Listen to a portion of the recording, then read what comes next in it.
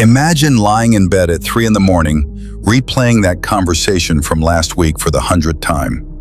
Your mind is racing through every possible outcome of tomorrow's meeting, analyzing what you should have said, what you might say, what could go wrong. Your heart is pounding, your body is exhausted, but your brain refuses to shut off. Sound familiar? You're not alone. And 2,000 years ago, the Stoics had already cracked the code on how to escape this mental prison. What they discovered might change everything you thought you knew about overthinking. Here's the brutal truth that most people never realize. Overthinking isn't actually thinking at all. It's your mind running on a treadmill, burning energy but going absolutely nowhere. The Stoic philosopher Epictetus understood this perfectly when he said that we suffer more in imagination than in reality. Think about that for a second. Most of the things you're worried about right now, most of the scenarios playing out in your head, they're not even real. They're just movies you're directing, producing, and torturing yourself with. Marcus Aurelius, the most powerful man in the Roman Empire, dealt with the same mental chaos you face today. But he learned something crucial. He wrote in his private journal that the universe is change, and life is what our thoughts make it. That last part is the key. Your life isn't defined by what happens to you, it's defined by the story you tell yourself about what happens. So how do we actually stop this cycle? The Stoics gave us 3 powerful practices that work as well today as they did in ancient Rome. First, learn to separate facts from fiction in your mind. When you catch yourself spiraling, pause and ask this simple question. Is this actually happening right now, or am I creating a story? Let's say you sent a text to a friend and they haven't responded. Your mind might immediately create this elaborate narrative about how they're mad at you, how you said something wrong, how the friendship is falling apart. But what's the actual fact? They haven't responded to a text. That's it, nothing more.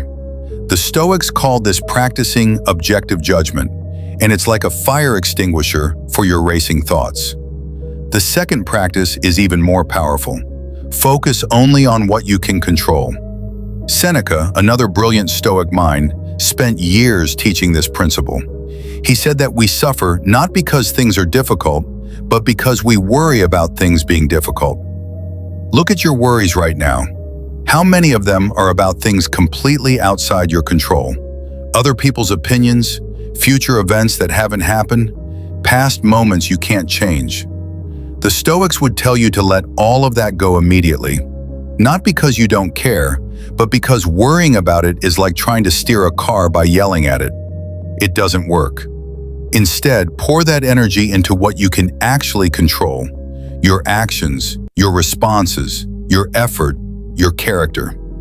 Here's the third practice that might sound counterintuitive. Embrace discomfort instead of running from it. Most overthinking comes from trying to create certainty in an uncertain world. We replay conversations trying to control how people perceive us.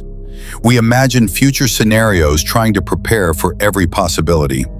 But Marcus Aurelius faced wars, plagues, betrayals, and the weight of an empire, and he learned that the obstacle is the way. That uncomfortable feeling you're trying to think your way out of? Stop fighting it. Sit with it. Let it exist without needing to fix it, solve it, or understand it completely. When you stop resisting uncertainty, it loses its power over you. But here's what really makes this work. You have to catch yourself in the act. The moment you notice your mind spinning into overthinking mode, that's your moment of power. Don't judge yourself for it. Don't create a new problem by overthinking your overthinking. Just acknowledge it. Say to yourself, "There's my mind doing that thing again." Then bring yourself back to right now. What can you see? What can you hear? What can you physically feel? The present moment is the only place where peace actually exists. The past is gone, the future hasn't arrived, and this moment right here requires nothing from you except your presence. The Stoics practiced this daily, and it transformed them from anxious humans into some of the wisest minds in history. You have that same power inside you right now. Your overthinking isn't a character flaw. It's just a habit that you can unlearn. Start today. Start right now. And if this resonated with you, drop a comment below sharing which Stoic practice you're going to try first.